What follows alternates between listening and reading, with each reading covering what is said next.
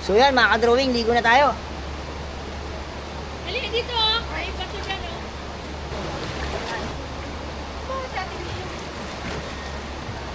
Ay, sige, magkawag-kawag ka lang. Alis ka na dyan.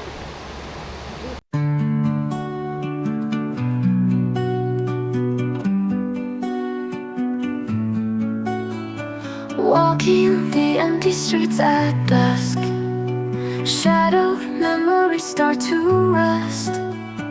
Every step feels like a chain, trapped in whispers of the past.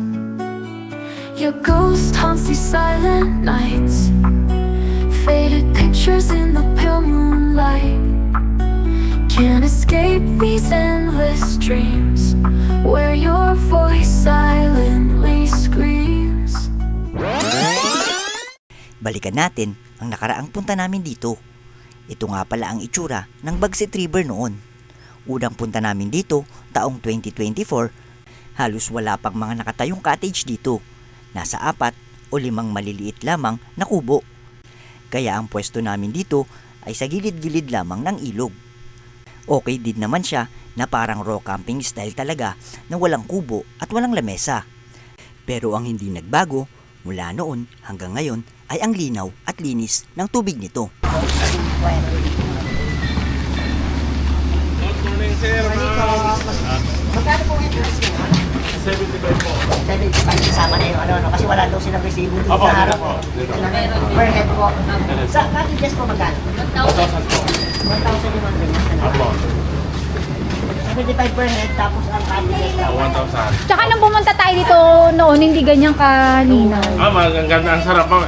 Sulit naman kayo dyan ma'am sa tubig lang. Linaw-linaw mo. Kita mo, sarap maligo dyan. Wow!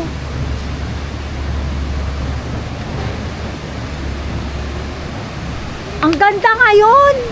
Hindi katulad dati! Grabe! At saka dati dito, wala masyadong tubig to. Parang inaayos din nila eh. Oh. Naglagay sila ng malalaking bato. Ang ganda ngayon! Dati dito hindi masyado. Wala masyado dito. Doon kami sa kabila eh. Ang ganda! Kaya pala.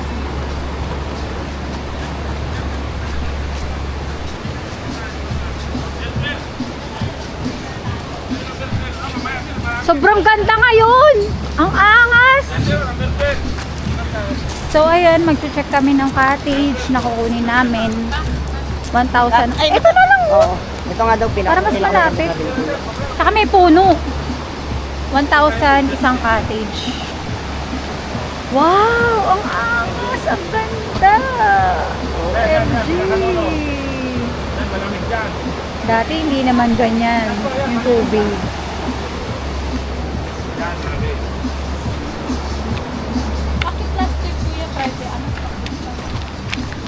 Tsaka Rin po. Hindi rin.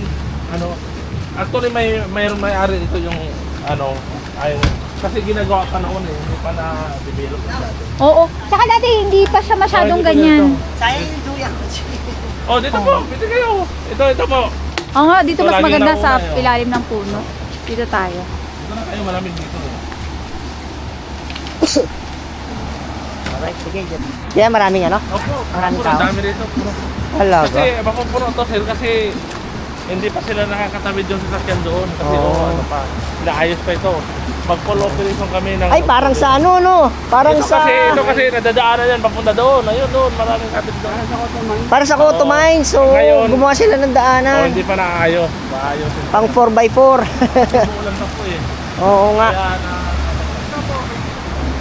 Ano po, mag-plus 5 ka lang, 500 sa isa sa natin. Pero may overnight na dito. Meron pa, Ah. overnight na yung mga ano. Plus 500 na. Oo, plus yan, yan, overnight na no. Talaga. 1.5. Andun pa sila. Ayan, ito.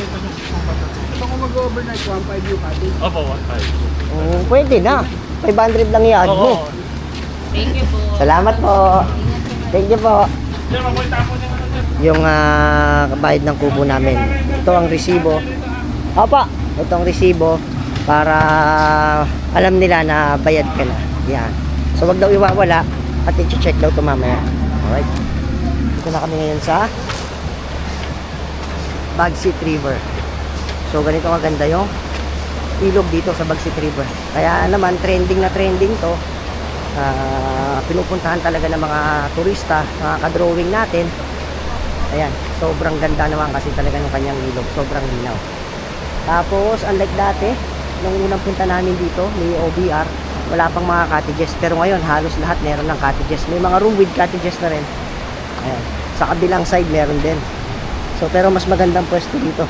Dito, ayan. Ito ang pinakamagandang pwesto kasi malapit lang yung cottages niya. So kaya mga ka-drawing mas maganda, mas maaga para at least makapili kayo ng mga magagandang cottages or spot ninyo. Yan, ito cottage number 12. Yan. So kapag nauna kayo dito, wala pang tao ngayon. Time check 8:30. 8:30 dumating kami rito. Ayan, wala pang katao-tao pero paparating na, may mga kotse na dumarating kanina. Sabi ni Kuya kahit weekdays daw maraming tao. Talagang dinadayo. Ayan. Yung iba nag-overnight, ayun, doon sila. Doon yung mga pwesto nila. Kasi yung iba rooms with cottage katulad nito. Ayan. Ito yung mga cottages na malapit na as in tabi lang siya ng ilog. So dito kami. Ito yung sa palagay namin mas magandang pwesto or spot kasi nga ayan, meron siyang puno kahit na matirik yung araw, aanuhan mo na ng puno bago yung aming cottage. So presko. Tapos pwede ka pang maglagay dito ng kung may dala kang duyan, hammock, pwede mong itali dito, lagay dito, tapos katabi lang no cottage mo, di ba? Napaka-perfect talaga ng spot dito. Siguro sa cottage na to kasya ang 2, 4, 6, 8 to 10 person, depende sa mga kasama nyo kung may mga bata ganyan. Pero ganyan yung itsura namin, 6 lang kami. Kasya naman kaming 6, 2, 4, 6, dalawa-dalawa bawat side. So pwede naman dyan 3, 6, 9. Kasyang-kasya pa rin naman. Tapos pwede naman tayo dito mag-ihaw, dito tayo mag-ihaw mamaya. Yan. So ngayon day tour lang tayo, pero sabi nila meron naman daw ditong overnight. So pwede ka naman daw mag-overnight. Kaya lang syempre, mag-rent ka ng may room kung gusto mo, o pwede ka naman sa kubo siguro. Chine-check nga namin kung saan yung area dito na pwede mong pag-tent pitchingan. Kasi parang hindi pwede maglagay ng tent. So tingnan niyo mga ka-drawing, mabato.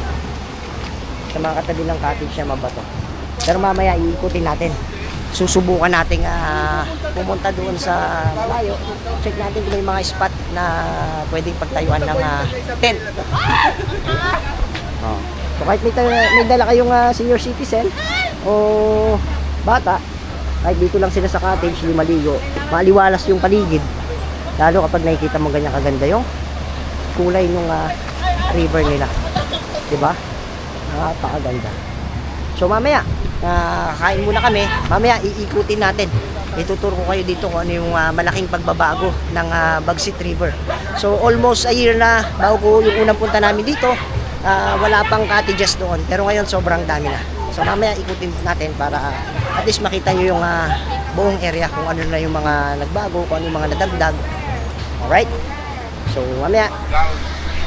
I see the waves crash on the shore, just like the pain I can't ignore. Your shadow lingers in my mind.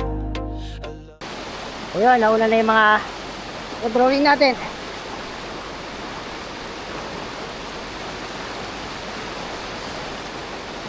Masyadong malakas yung current na tubig. Medyo dahan-dahan tayo dito kasi wala tayo kakapitan. Yung grabe, medyo kalbaryo dito sa part na to kasi medyo malakas yung tubig, parang sa tubig ko. Oops, medyo nakakatakot. Ingat lang, baka madulas,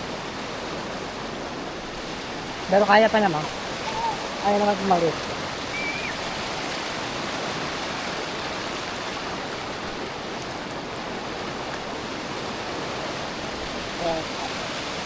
Ganyan yung dadaanan mo rito para makapunta ka sa kabilang side mga ka-drawing.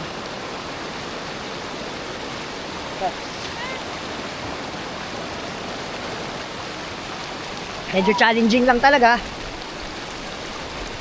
Lalo na sa mga part na naaabot ng tubig kasi medyo malakas yung current ng tubig niya. O, pero pag wala naman, madali lang naman mga kadrowing. Pag wala siyang tubig. Yan, sa mga part na ganito yung mahirap. O, ito yung current ng tubig. Yan, dadala ka.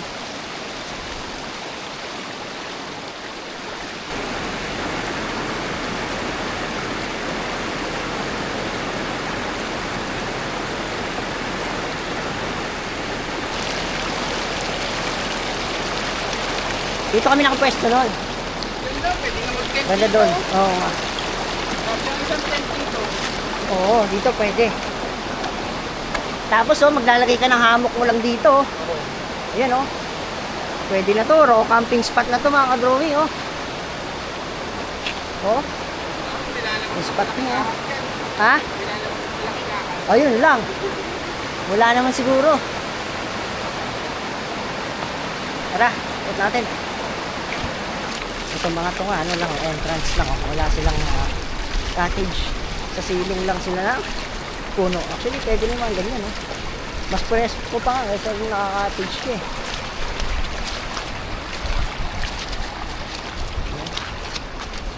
Okay, natayuan na pala ng CR siguro. Ay, may CR. May CR dito kasi dito sa atin. Bago to eh. Oo. CR dito mga ka-drawing. Pati yung mga bowl, yung mga CR nila. Ayun, inumin ito. Mga bago. Lang. Bumabakat ano? Yan na, sira nga ito. Semento to. Oo. Ay, ang ganda doon. Perfect na yan. Ay, ayun nga.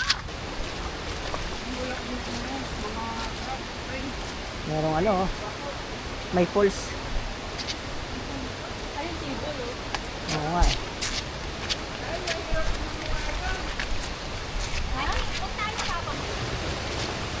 Maganda rin dito sa part na to mga ka-drawing Eh, natandaan ko tong bato na to, Chin Nag-picture tayo dito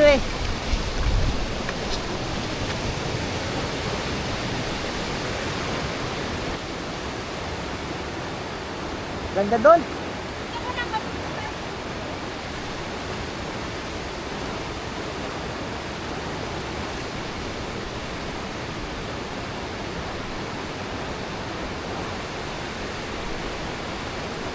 Hindi tayo makakatawid dyan. Hindi tayo makakatawid.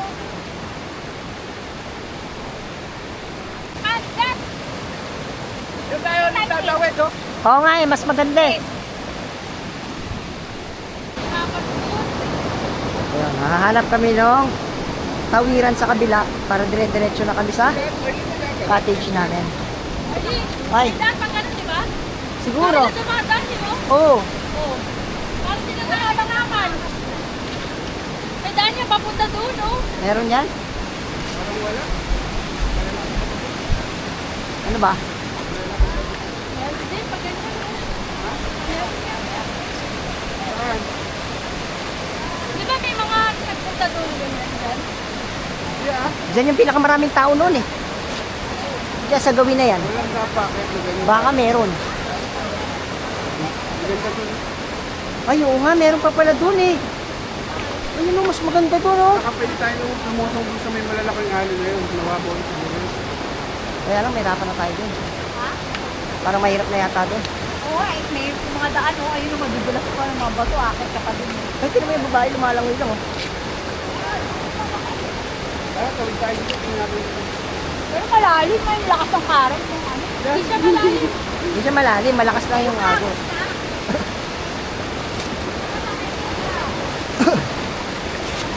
Ano, kaya o kaya?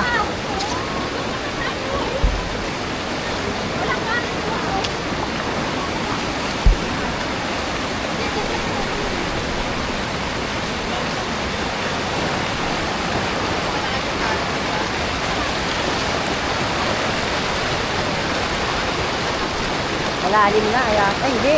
Bewang niya lang,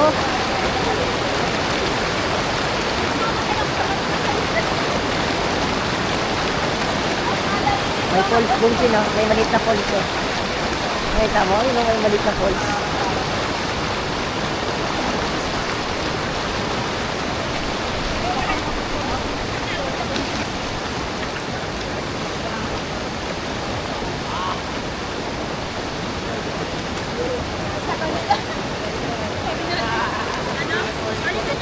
Ha? Ano ba to? Retreat mga ka-drawing retreat. Uy, madulas na dito. Ba't tayo dito? Dito dapat tayo.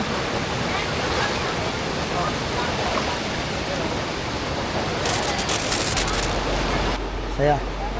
Silipin natin kung ano meron dito sa taas. Grabe yung kulay ng ano, ng river. Oh. Parang ano eh. Parang enchanted river yung kulay niya. Check natin kung ano meron dito. May packet kasi. Merong kubo-kubo rin. May spot din pala dito. Ito mga ka-drawing, oh. Meron din ano, mga cottages dito sa taas. Ito medyo maluwang. Kaya lang medyo nakakatakot na baka biglang bumigay yun. Sabi ka, meron din na may spot din dito. Alright. We're seeing yung ilog.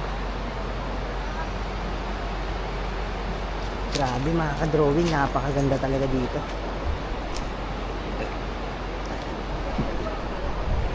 So, ibang klase. Ibang klase yung lino, yung ilog niya. Talagang ano. Ganda rin. May spot din dito mga ka-drawing. Pwede lang mag-cottage din dito. Kaya lang, kung maliligo ka, mahirap na. Walang babaan dito. Wala kang babaan. So, yan. Ayan, may mga kubo rin dito. So, kaya rentahan. Pag napuno siguro yung sa baba, pag no choice ka, dito ka na. Meron din pala dito pa baba. May hagdan din. Maganda rin pala dito mga ka-drawing pag dito ka nakaspot. Yan, sa kubo na yan. Dito ka lang bababa. Meron din siya. May daan siya. Oh. Doon, pupunta sa ilog. So, maganda. So, may daan din dito. May daan din sa kabila. Oh. Talaga napakaganda dito. Ibang klase yung linaw yung ilog.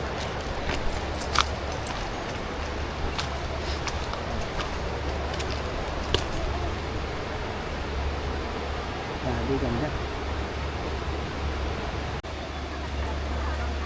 So yun mga ka-drawing, naligo na sila doon. Tara, sama tayo, maligo na rin tayo.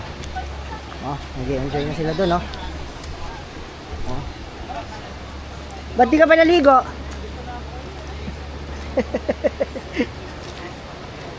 Ayun, oh, nag-enjoy na sila doon, oh. Woohoo! Tandaan kasi meron na tayong experience ng pagkadapa. Alright.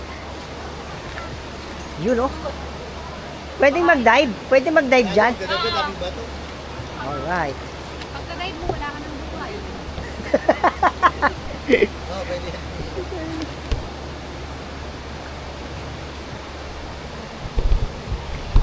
Parang automate yung ano, yung lalig niya.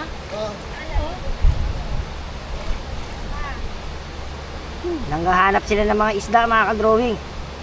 Para may ulam kami mamaya. Maganda dito sa spot namin mga ka-drawing kasi kahit maaraw mayroon kaming puno. Tapos ito lang yung cottage namin, oh. So yan mga ka-drawing, ligo na tayo. Halika dito, oh. Ay, bato dyan, oh.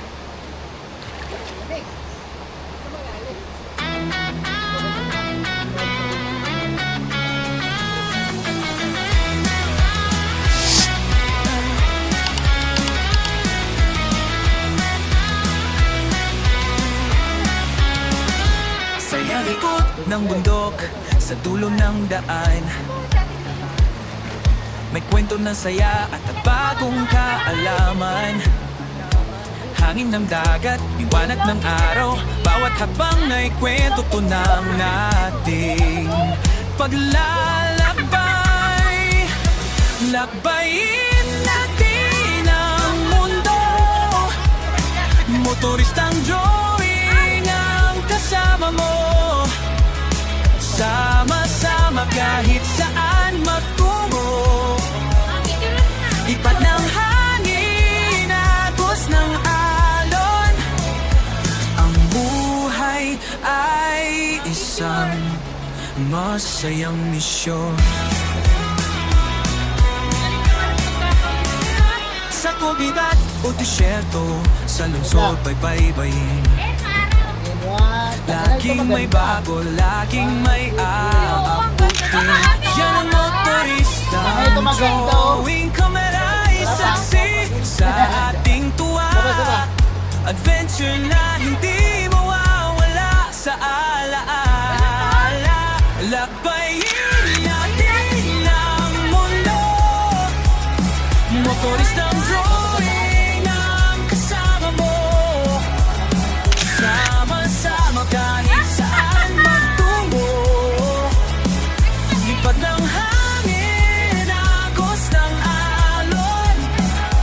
Ang buhay ay isang masayang misyon.